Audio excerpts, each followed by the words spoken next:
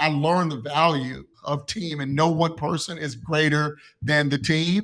You have to have parts and pieces. You have to have certain people that actually play their roles, and then we all come together on one common accord. Welcome to another episode of Chief Influencer. I'm your host, Anthony Shop, co-founder of Social Driver. Let's face it, Washington is the center of influence in the US and arguably in the world. Chief Influencer features leaders who have figured out how to break through in today's fragmented and fast-changing environment. Social Driver teamed up with the Communications Board and the George Washington University College of Professional Studies to recognize these incredible leaders as chief influencers and highlight how they inspire and influence others. I am so thrilled to introduce today's guest, Chuck Henderson, the CEO of the American Diabetes Association, which is dedicated to preventing and curing diabetes, as well as improving the lives of those affected by the disease through advocacy, education, and research. Before we dive in, here are 3 things I think you should know about Chuck. Number 1, he joined the ADA in January 2020 after more than 2 decades working in the for-profit world, most recently as CEO and president of Champion Life Safety Solutions. But Chuck has been a volunteer fundraiser for nonprofit causes for a long time. Number 2, Chuck's leadership philosophy is informed by his experience in athletics. He's a former collegiate and professional basketball player. He also serves on the board of the Cotton Bowl Athletic Association and previously served on the board of his alma mater, Texas A&M's Letterman's Association. Number 3, under Chuck's leadership, the ADA has been a key advocate for insulin affordability. In response to rising insulin prices, the ADA successfully pushed for a national cap on insulin costs, advocating for the $35 monthly cap on out-of-pocket insulin expenses for Medicare beneficiaries, which came into effect through the Inflation Reduction Act of 2022. Chuck, you have been called a health equity champion, an effective patient advocate, a rainmaker, and a team captain, both for your role on the Texas A&M basketball team as well as for your style of leadership. Today, we are thrilled to call you a chief influencer. Welcome. Thank you, Anthony. And again, thank you for having me on your podcast. Huge fan of yours. Very appreciative of the work and your organization that you do as well to help amplify, many organizations such as the American Diabetes Association. So thank you for having me today. Well, thank you. I mean, I have long admired you, and so I'm really excited to get your story out there to other leaders and other folks who are really focused on influence. And I wanted to just start by asking you, Chuck, as the chief executive officer of the ADA, I know you have to influence a lot of different stakeholders. This has come together as it relates to increasing access to diabetes technologies and treatments. I wonder if you could just talk about what it has been like to work with so many different stakeholders to achieve a common goal like that one. Yeah, thank you, Andy. That's a great question. I often get asked that question, and I have a few different answers, but they all align at the end. But when I think about, what diabetes technologies do, they really arm people living with diabetes to better understand their disease and care for themselves. And this was never more important than it was early in the pandemic when rates of deaths of COVID were so high among those living with diabetes. If I think about a stat, 40% of people that died from COVID had diabetes. And so that's a big deal. And so, from an ADA standpoint, along with our industry partners, medical societies, and other patient groups, we really came together to call on the nation's largest payers, Medicare, Medicaid, to improve the access to life-changing continuous glucose monitoring, or CGMs that we refer to as an acronym. And so the ADA led studies that show that the elderly, people of color, and those of lower socioeconomic means were the least likely to have access to CGMs. And so, we set a mission out to change that. And so we appeal to the Centers of Medicare and Medicaid Services, or CMS, the VA, the Veterans Administration, and the Department of Defense, just to name a few. We also started lobbying state Medicaid programs. And with that, together, the entire diabetes community, the ecosystem, has made amazing progress in that regard. And so I'm really proud to say today that seniors, veterans, and Medicaid recipients in 34 states have greater access to life-changing devices, which is a huge win, not only for the ADA, but for people living with diabetes. And so the ADA isn't stopping.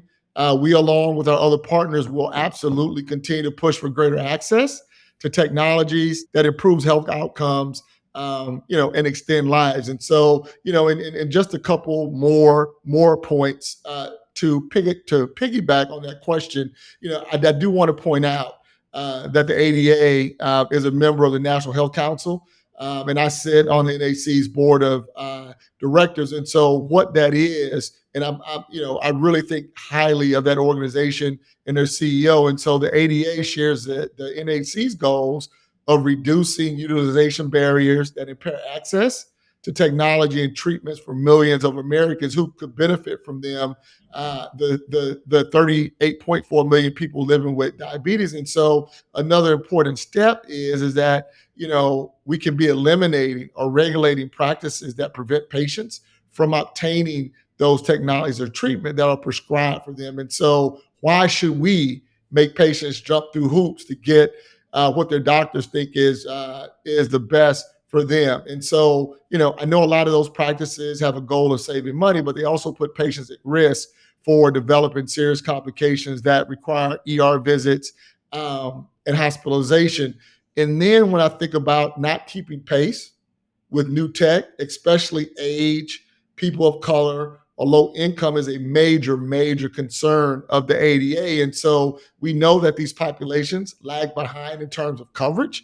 And so as a result, these populations have a higher incidence of deadly complications to be 100% transparent. And so, for instance, people of color are at a much higher risk of having diabetes related amputation, and that the majority of these are preventable. And so, how people are treated, the access they get is often tied to the age, the color, and their income. And so, it's not right.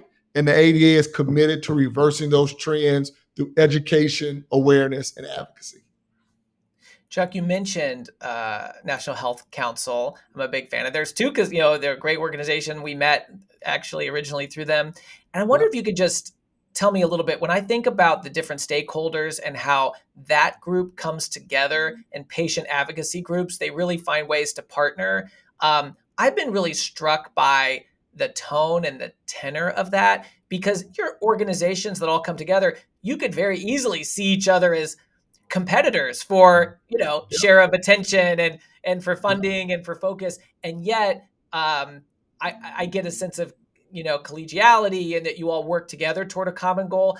And I think that's a really important thing for folks to hear about when you're trying to influence among a peer group like that. Could you share a little bit, as a board member and somebody who's been involved with the NHC for a while, just what have you seen from that organization and the participants about how they do find common issues to work together on, rather than, taking a different approach? Yeah, well, first it starts with leadership, and I can say that Randall Reuter, their CEO, does a phenomenal job of really collaboration, integration, and so they understand like what their mission is, and they advocate on behalf of large patient advocacy nonprofits, like the American Diabetes Association, and so they view their role as complementary, but they are also innovative. I mean, I can tell you that, I've actually taken away, and obviously you had mentioned that we met at the National Health Council conference a couple of years ago. And I can tell you that I've taken things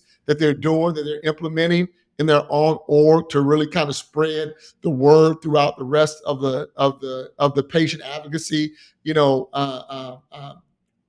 organizations in their membership. And so I've actually, implemented some things, whether it be, compensation for pay for employees, leveraging, their different resources that they have at their disposal, the way that they run their board meetings. I've implemented, several things and key focuses. It seems like we're always aligned. So from health equity to AI, I have someone on my staff that's an advisor from an AI standpoint that's involved in decision making or what type of policies are we going to go after on the Hill. to make sure that healthcare AI is definitely incorporated, whether it be clinical trials or things of that nature. So I can say that they absolutely know who they are and they follow their mission to a T. So it doesn't feel like I've never felt that there's any tension,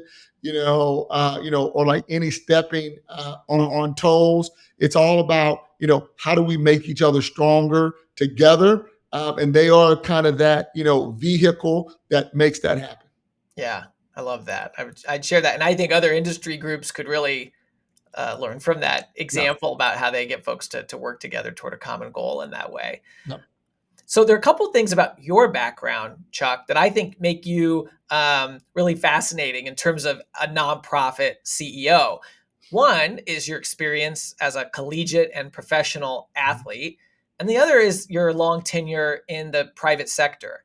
So I wonder if you could talk about your leadership philosophy and how it's been influenced by those experiences. Yeah. So and thank you for that. So as a former collegiate athlete and a little small taste of professional basketball at 6'2.5", I had to get a real job, Anthony. So, but I can tell you that from a leadership style, that my leadership style has always been very, very inclusive. Obviously, always playing team sports. Whether it be baseball, whether it be basketball, and it really takes a village, right? And so, and I learned the value of team, and no one person is greater than the team.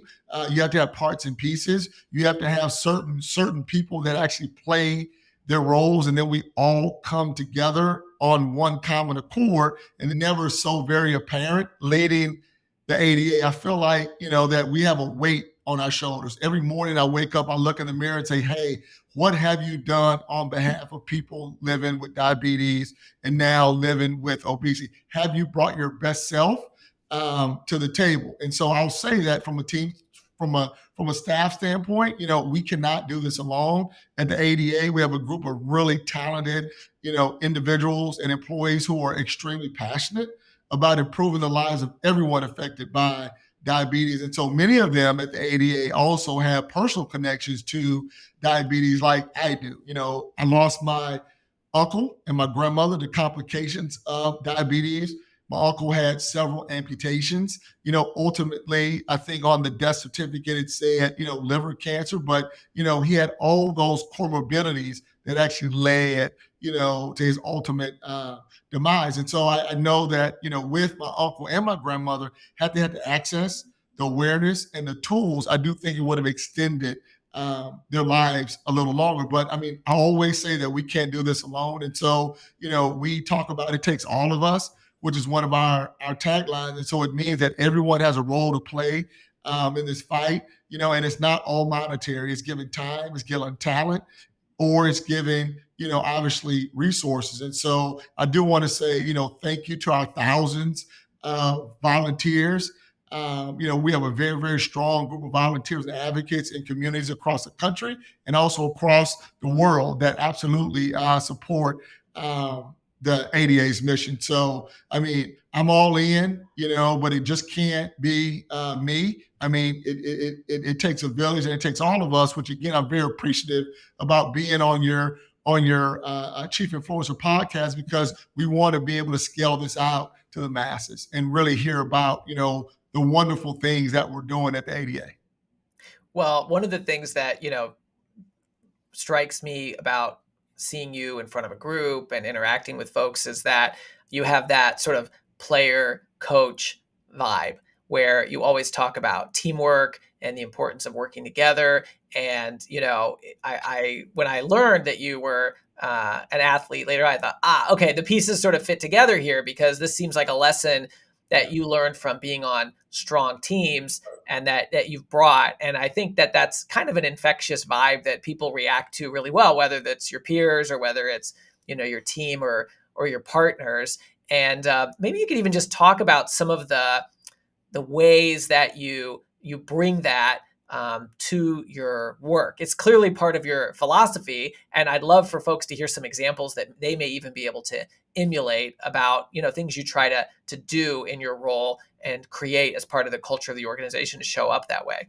Yeah, first off, Anthony, and I'm very appreciative of that question. I mean, again, it's all about team, but you also have to show up authentic. One of the things that some of my executive team gives me a hard time about is because I give out my personal cell phone number regularly. I give out my work email regularly, right? I'm always on some type of social media on my phone, whether it's on Facebook, whether it's on LinkedIn, whether it's on Instagram, and I'm actually responding to people, right? And some of that outreach I get is not all good, but I don't want to avoid. I just don't want to respond to the good stuff. I've got to also Yeah. respond to the stuff that, for lack of a better term, controversial, type of things about leadership or about what we're doing, about what we're not doing.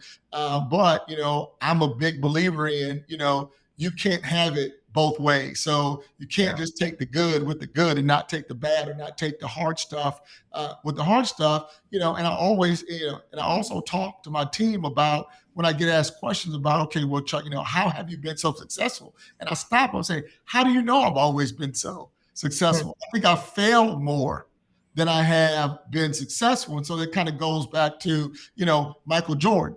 Michael Jordan has a quote where he says, I've missed more shots than I've taken. Hmm. But but you won't know that unless you take the shots, right? Yeah. And so I've had instances where I failed miserably, right? But I also know you gotta put on your pants, you know, tighten your belt a little bit tighter, but you learn from adverse types of situations. And so it also teaches you adversity, how to deal with adversity, how to teaches you resilience, and so when I think about, 138 million people, living with pre-diabetes or diabetes, I have to be able to fight for them. And I have to understand, what they are going through. And I have to say, okay, Chuck, you went through this. It may not be the same thing, but I have to almost be in their bodies to understand like what they're going through every day. And then the third thing is that you have to understand everything about your business, Anthony. So I understand the finance, I understand the marketing, I understand the science and healthcare, even though I'm not a medical professional or I'm not a clinician. I understand business. I understand development and raising money because that's where I came from. I understand project management.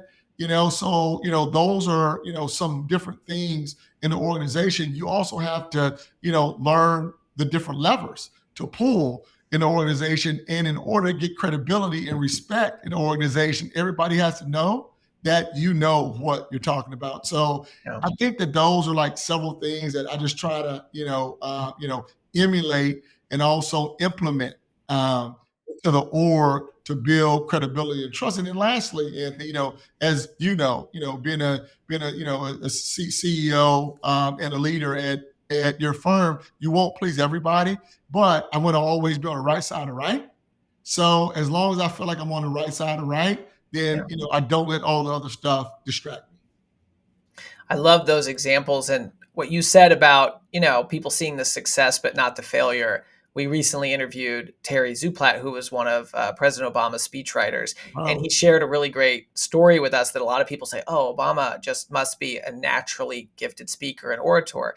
And he shared that actually when he was younger, he wasn't. He was really nervous about it, and he had some really bad failures where he was in front of groups, small groups, and it didn't go well, and he really worked on it. And I thought hearing that from like who we probably view as one of the best speakers in the history of the world, that was not just a natural skill, but it was something he honed, I Yep. think probably means a lot for people to hear from you, seeing Yep. the success you've had, that actually you've also, had failures and it just wasn't that way. And of course, those are the things that people don't always see along the journey, but being willing to be vulnerable and tell people that, I think, is often really helpful, and it emulates that authenticity that you mentioned. Right.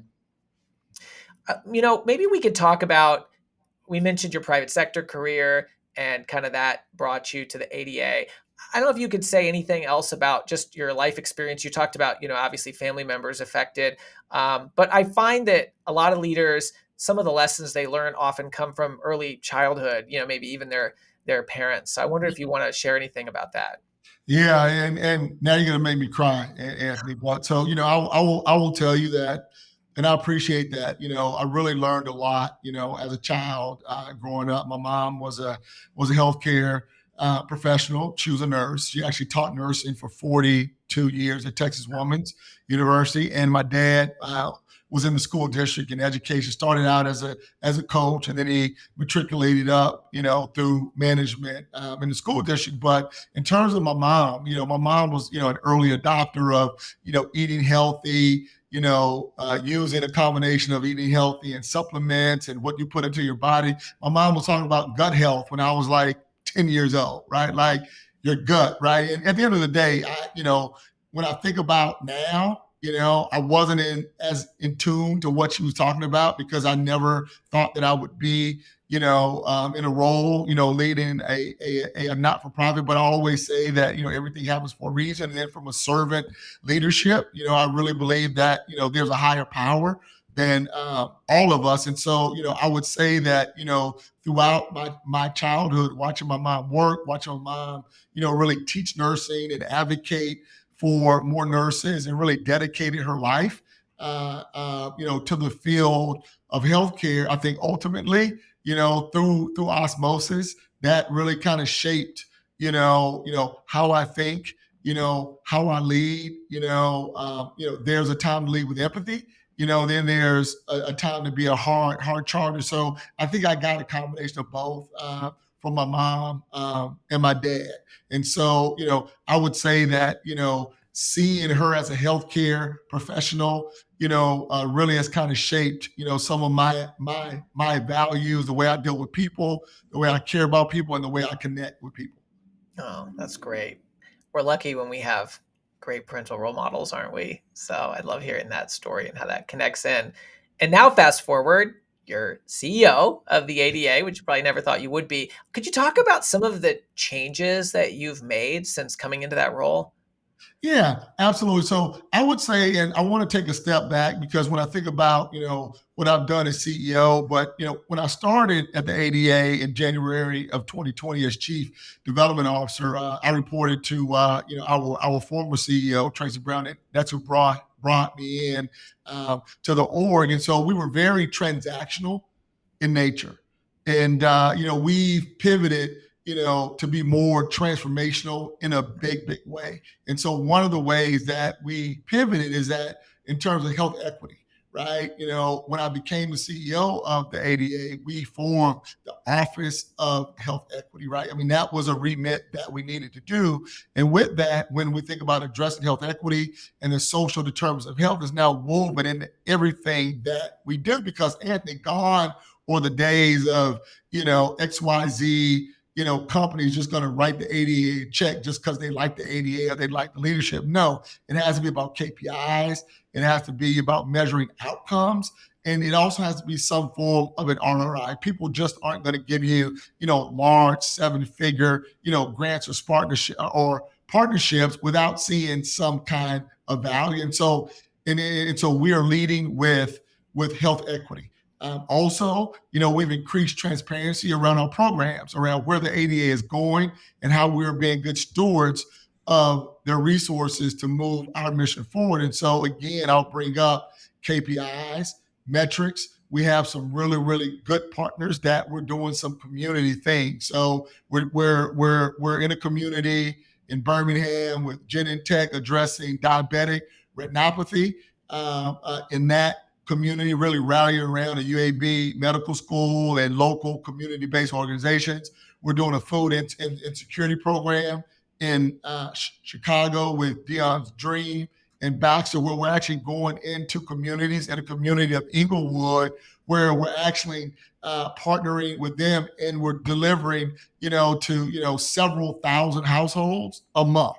And we're also putting information in there, a card that says, okay, tracking their health outcomes, right? So those are the and then with Eli Lilly, we're doing a lot of community-based, things around health equity, affordable insulin, obesity, around the GLP-1s, around the weight loss therapies. And so we're actually doing a lot of great work. And then, but what I'm most proud of, I would say, Anthony, is that, when I became CEO at the ADA, we had a Charity Navigator score of 2. And so Charity Navigator is what I would say kind of an equivalent of like an SEC, a Security Exchange Commission watchdog. And so they're the watchdog for nonprofits. And so you can either go from get a 1, 2, 3, or a 4. 4 is the highest that you can get. And so I'm so happy to say that we have a Charity Navigator score of a 4 now, which means that we get this big red, green, whatever check mark it is to say that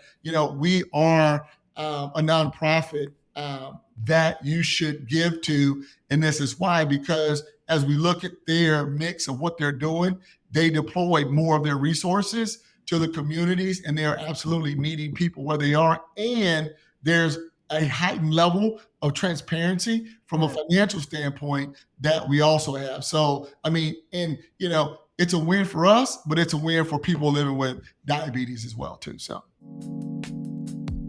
This episode is brought to you by the George Washington University's College of Professional Studies. With in-person and online programs ranging from master's degrees in public relations strategy to certificate programs in digital communications, GW offers more than just the credentials to help working professionals get ahead. It prepares them to be leaders in their field. Check out cps.gwu.edu for more information. That's great. And, when you describe all those changes you made, some of those, they're internal benchmarks. You just have to know you're making progress on. But giving that example of an external benchmark where, you weren't where you wanted to be, right, and that, wasn't sending the right message to internally or externally, and taking the steps to get there. Congratulations. I mean, not that many nonprofits have achieved the 4 on Charity Navigator. It's the gold standard. And right, I think it's pretty impressive that you turned that around in such a short amount of time. Yeah, thank you. So if we go back in your career, you started it at MTV at a time when content was produced and distributed. It was all very one way. Yep. I remember those days. Now media is much more of a two-way street. Yep. Obviously, yep, the world's changed a lot. Yep. I wonder if you could share how the ADA embraces this new dynamic. Yeah, so that's another great question, Anthony. I would say that first, you have to listen, right? When I worked at MMTV, I mean, yeah, we were, kind of that, first mover in culture. We had all the cool videos, all the cool content, all the cool, reality shows. But like we were really driving, I would say, kind of forcing that on others. Yeah, it was based on research and dynamics and different things like that. But we were more kind of that 800-pound gorilla, because at the time, there weren't as many devices or technology things at our disposal. Now people are more sophisticated, right? And so when I think about from a diabetes standpoint, we've done a much better job listening to our partners, listening to people that are affected by diabetes and healthcare professionals to understand what else they need to improve the lives of our stakeholders or people living with diabetes, and living with obesity. I would also say that,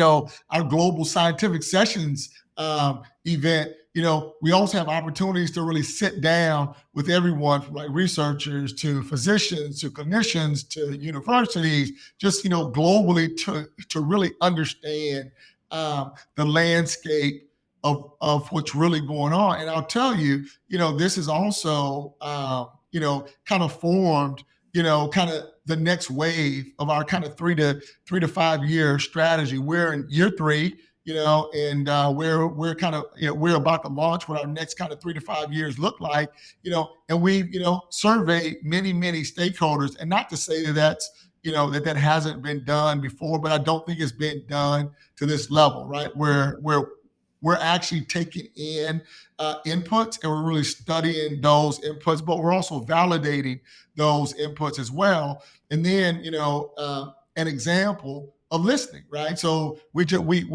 announced the formation of the Obesity Association, which is a division of the ADA, was formed by listening to the needs of others. And there are a lot of other great organizations that have been focused, on obesity for many years, and they've done a great job. But one of the gaps that we saw as a leadership team is that, there were different opinions, and different, like, disparate, quote unquote guidelines, about what obesity, actually was and it wasn't. And so it was like 8, 9, 10 different opinions out there. So we were like, okay, we see this as an opportunity for collaboration. We aren't trying to put anybody out of business or trying to,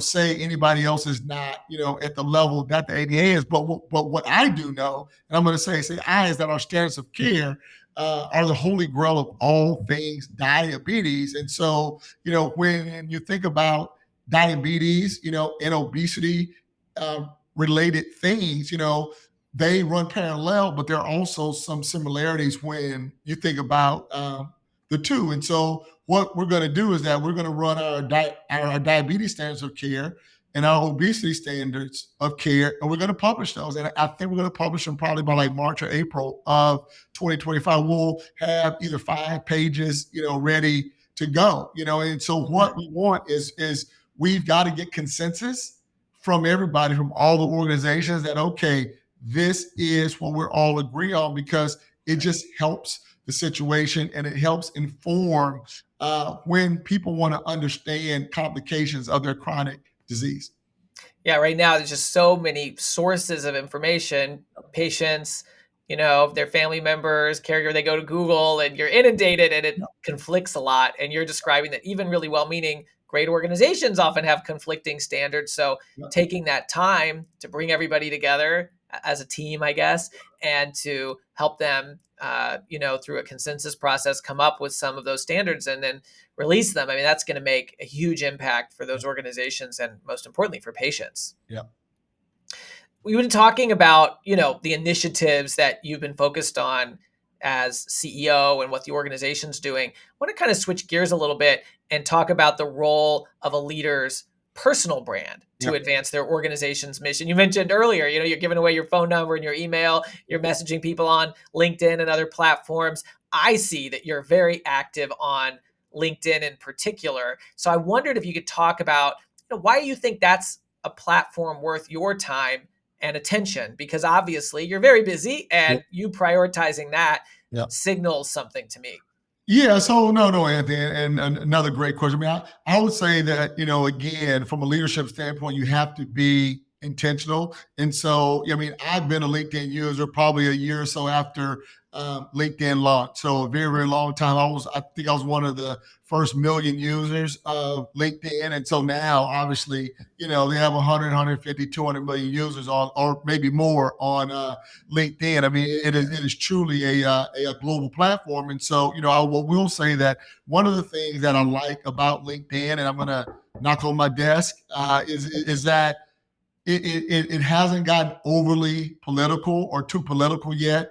It also hadn't gotten too personal yet. It seems that, you can have a good message. You can have, a good platform still on LinkedIn. Yeah, it was for like, jobs and connecting and updating your resume and your profile and things like that. But it's evolved, to a much, much greater tool that you can scale. And so when I think about, us taking the ADA to, new and greater heights, LinkedIn is that absolute perfect platform. In my opinion, one of the things that I purposely do is that, this is not promoting Chuck Henderson's brand. This is promoting the ADA's brand. This is a tool for building the ADA brand, connecting with people that we serve, with resources that we have available to them, highlighting our staff, which is what I try to do all the time, and building new relationships, that can, move our mission forward. Because at the end of the day, I think that, and it's not something that I have to force myself to do, to not talk about myself. I mean, granted, this is such a big platform, and it's absolutely not about me. I love talking about other people on our team. I love talking about the great work that the ADA is doing, as a whole, to educate more people, to have the awareness and the tools and things like that. And so, another example that I'll share is probably about 7 months ago,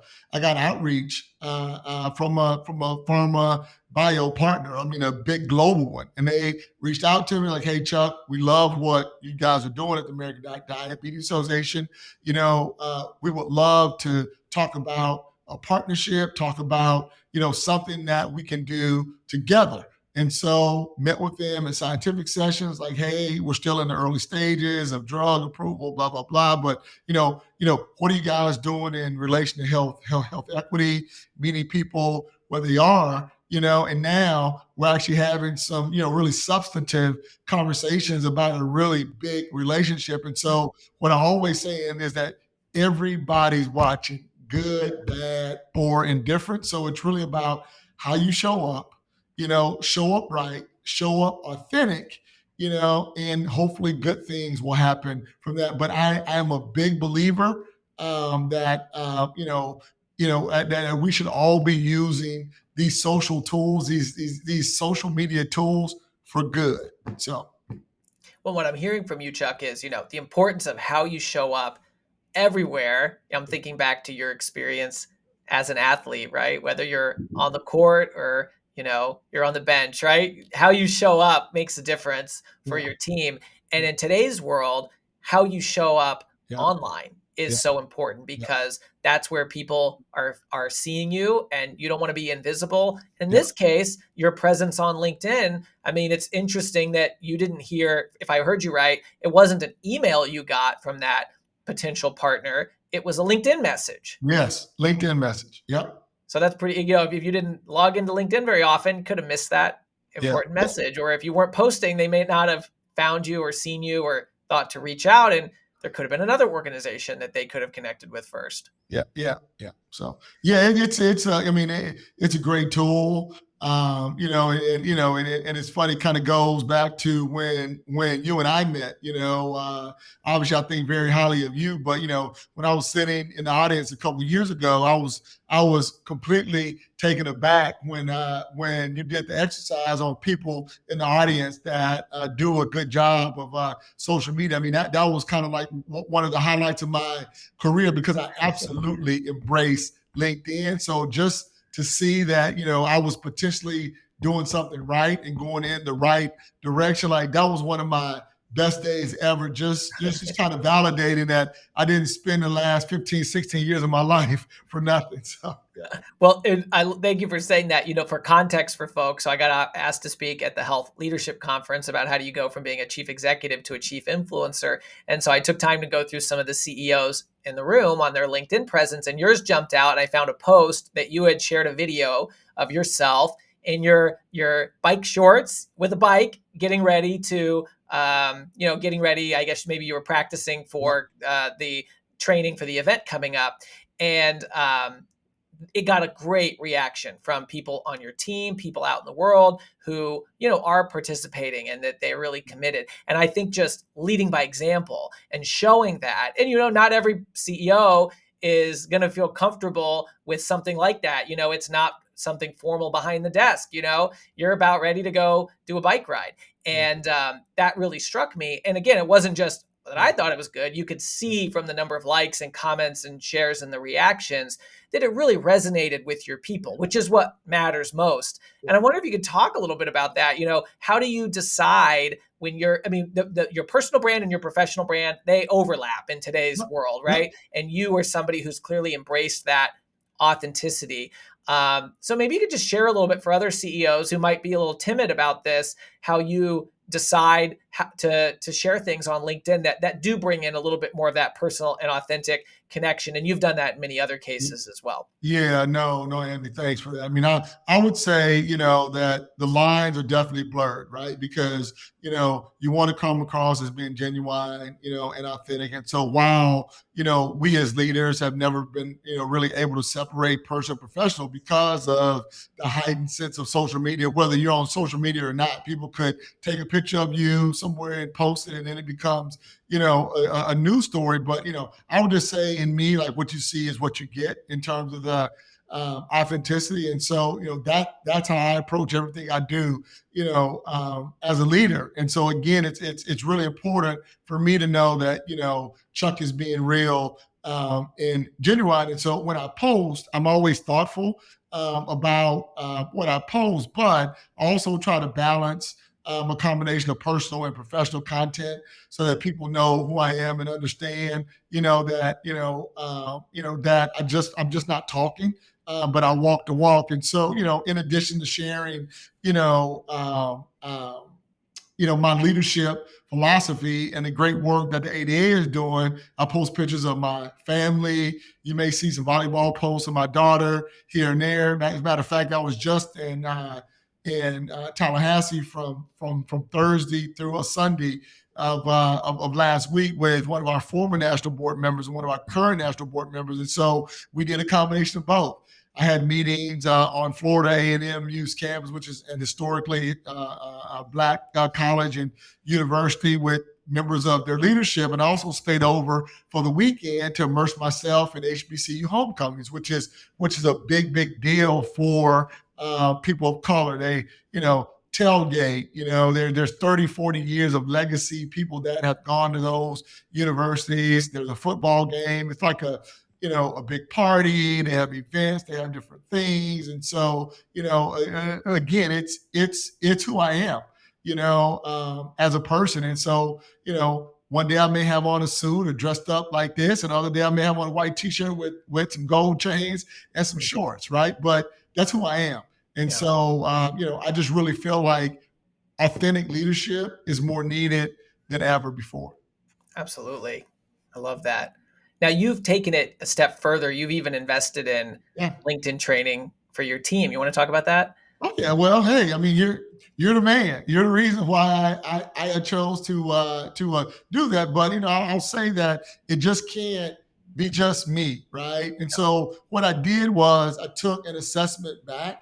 I looked at who in the organization was fairly actively social on like social media and different social channels. And so we engaged your firm to do this exercise.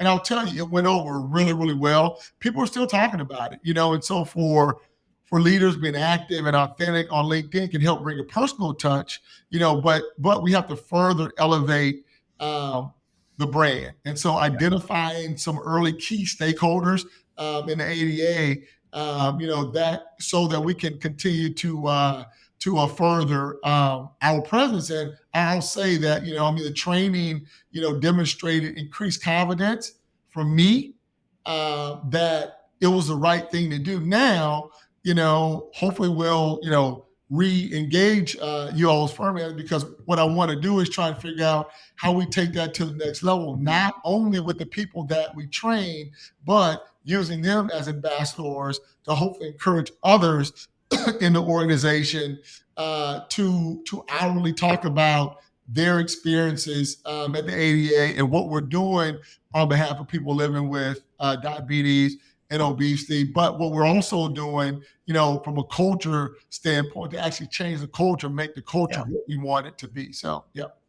Well, thanks for sharing that and saying that. And we don't always talk about, the social driver projects on this, but I wanted to bring it up because I think it says a lot that you as the leader saw the potential of scaling that impact from just your own personal brand to the personal brands of dozens of other members of your team who can reach different people in different ways, and that working together as a team, one of our themes, I think, here that keeps coming up, makes a bigger impact. So thanks for those words on that. I know you have a really ambitious growth agenda for the ADA, and I wonder if you could share a little bit about that. But also, we know in general in life, people don't always love change. So I wondered if you could also talk about how you're getting the people around you on board with the future that you see as CEO. Yeah, so I would say that, first and foremost, we have some ambitious growth goals, but at the end of the day, we just stay focused on the mission, and that is to prevent, treat, and ultimately find a cure for diabetes. We know that nearly 1 in 2 Americans is living with diabetes or pre-diabetes, and then every 26 seconds, someone in the U.S. is diagnosed with diabetes. So our mission, again, to prevent and cure diabetes and to improve the lives of people affected by diabetes has never been more urgent domestically and globally. And so to continue to advance the mission, it takes resources to further education and research, which is why it's important that we all have to have a growth mindset so that we can end these chronic diseases once and for all. And so when I think about who's rallying around us, Anthony, I think about our employees, I think about our board of directors who are all passionate about this mission. So everybody is on board with the need to grow our position to accelerate our work. And I try to shy away from giving exact numbers, but the more that we can deploy in the community, the more we can meet people where they are, the more successful that we will do. And so, what I'm starting to say is, a healthier world is a better world, right? And so, with that, we just need to, obviously lead with the mission first, and then that will lead to, getting the necessary resources that we need to make our mark in the world and hopefully bend the curve. Yeah, kind of what I'm hearing there is, there's that overall message that you have to keep everybody aligned because everybody's working on different stuff. And that's a Yeah. really important part of getting folks on board with, growth agenda. And then obviously you're breaking it down differently for different people. Something that I think is kind of unique about the ADA, maybe compared to some of its peers, although this is increasingly popular in today's world, is that, you're a fully remote organization now in essence. Yeah. And I wondered if you could share some of the lessons you've learned about keeping your team engaged and building a strong culture that really all organizations could learn from, but particularly with so many people working remotely, some Yeah. of the things that you've done to help build and maintain a strong culture. Yeah, and I'll tell you, look, I mean, I'm not unlike any other leader. I would, Anthony, and this is my own personal, so I'm going to say I would prefer, that we have a lot of physical spaces across the U.S., but we made the decision actually before COVID hit, even before we knew COVID was a thing. We did a survey, and so we surveyed our employees about their thoughts about going remote. And so we allowed 65 or 70% of our employees to do this kind of remote pilot, and it seemed successful. And then COVID hit. So it was much easier for us to get out of all the kind of the satellite offices across the US, although we still have our what I call our global headquarters in DC. And so I just kind of want to put that caveat out there because I do think that in some respects, remote is good, but I also think in other respects that remote is not so good in terms of certain areas of the organization that could be less productive than others. And so, but with that being said, from a leadership standpoint, I would say employee engagement and culture is very important to every organization. And so, when you're fully remote, it's an area that you even need to be more intentional about. And so, at the ADA, I feel like we have a tremendous talented team that's all passionate about our mission. Again, many are affected by diabetes in some way, form, or fashion. And so that also gives us a great foundation for engagement and culture. But specifically to your question about the specific things that we've done to keep, our employees and staff engaged, we have monthly town halls, which we call an assembly. And so during that assembly, I have an opportunity and then the leadership team to share strategic highlights and wins. And we feature a theme that helps connect everyone to the work that we're doing to advance the ADA's mission. We have biweekly newsletters. We have an annual employee engagement survey. Also, probably every 90 days, I have a couple different staff come to Dallas where I reside to have some executive sessions, or I'll come to them, or we'll come to the DC office and we'll all meet. And so and then we have other teams that also that are utilizing our big office space in the DC area to actually meet up face to face, have meetings, whether they're different divisions within the ADA, so like we can keep that kind of that social connecting going. And so then lastly, I would say informally, I would say that our team is very intentional about getting to know one another at the start of virtual meetings before we get into business and taking advantage of getting together when we're in some of the same cities and say in the same cities and the same locations. And so those are just some of the little things. But again, you have to keep it up, right? I mean, you can't, take days off where, hey, we want to push this town hall, we want to push this bi-weekly newsletter. Like, you have to keep it top of mind. So Yeah. I think that consistency, it's something I've heard from some other chief influencers, is that consistency of how, yeah, different organizations can find different mechanisms, your town hall, your newsletters, your surveys, but the consistency around it and the predictability is yeah, really helpful for folks. And also, I just think your honesty at the beginning and said, look, I would love it if I could snap my fingers and people were all together in person because we love that. yeah, But that's just not, the way things are right now. And we're building culture and systems so that we can optimize the environment that we live in. And I think that just honesty about that's good. And I've certainly seen that your team has, stepped up and found ways to build that culture, which is always really good to see. yeah. I want to just close by asking you, November is American Diabetes Month. And I know that you use this time period to raise awareness. So what do you want folks to know about diabetes and the ADA? Look, I mean, November, to your point, American Diabetes Month, it is a big month for the ADA, but I can't overemphasize enough that diabetes is an absolute epidemic. 136 million Americans living with diabetes or pre-diabetes. When I started at the ADA, Anthony, in January 2020, there were 124 million people living with pre-diabetes. Now it's 136, right? So clearly, you know, we are not doing something right, and we got to figure out how we meet more people where they are in the community, look them in the face and say, do you understand, what are the scenarios, if you don't, see your doctor, if you aren't honest with your doctor, if you don't go and get your A1C1 check, right? So, like, those are the things that, we have to be, even more intentional about. I mean, we know people that are struggling to afford their insulin. We know that there are households where you have the whole family, with diabetes, and you have the parents at the home that are foregoing their medicines to make sure that their kids can get their medicines. Well, you know what that outcome looks like. If you're young kids at home, you need your parents to kind of guide your life and guide your future. But if you don't have your parents at home, if they get sick and go away, then what, right? So we have to address affordability. We have to address insulin. We have parents, that are still fighting in diabetes with a cure for their children. So I would say, during American Diabetes Month, that we're shining an extra light on the urgency to fight the end, to support those affected.